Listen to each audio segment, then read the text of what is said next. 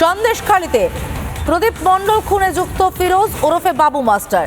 তিনি এর আগে সিপিএম করতেন এবং 2011 সালে দল পরিবর্তন করেছিলেন। দল পরিবর্তন করে টিএমসিতে জয়েন করেন এবং তারপর থেকে তার প্রভাব প্রতিপত্তি বাড়তে থাকে। হাতে হাত মেলান শেখ শাহজাহানের সঙ্গে এবং শেখ শাহজাহানের দলবলকে নিয়ে কার্যত এখানে দাপুটের নেতা হয়ে উঠেছিলেন তিনি। 2019 সাল যখন লোকসভা নির্বাচন সম্পন্ন হলো, তারপরে 8ই জুন যেভাবে 3 জন বিজেপি কর্মীকে খুন করা হয়েছিল, তার মধ্যে মূল অভিযুক্ত হিসেবে এই ফিরোজ কামাল গাজী ছিলেন এবং তিনি একেবারে সরাসরি শেখ শাহজাহানের সাথে হাত মিলিয়েছিলেন।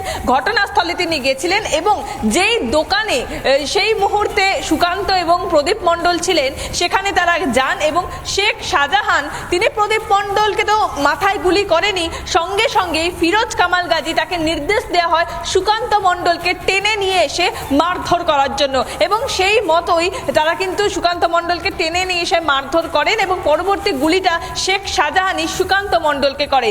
এই ঘটনার পর 2019 সালে তিনি যখন ভেবেছিলেন যে এই ঘটনায় হয়তো তিনি জড়িয়ে যেতে পারেন, পুলিশ গ্রেফতার করতে পারে, সিবিআই তদন্ত হতে পারে, কারণ এরপরে সিআইডি আধিকারিকরা তদন্তভার গ্রহণ করেছিল, সেই সময় তিনি দল বদল করার চেষ্টা করেছিলেন টিএমসি জয়েন করে।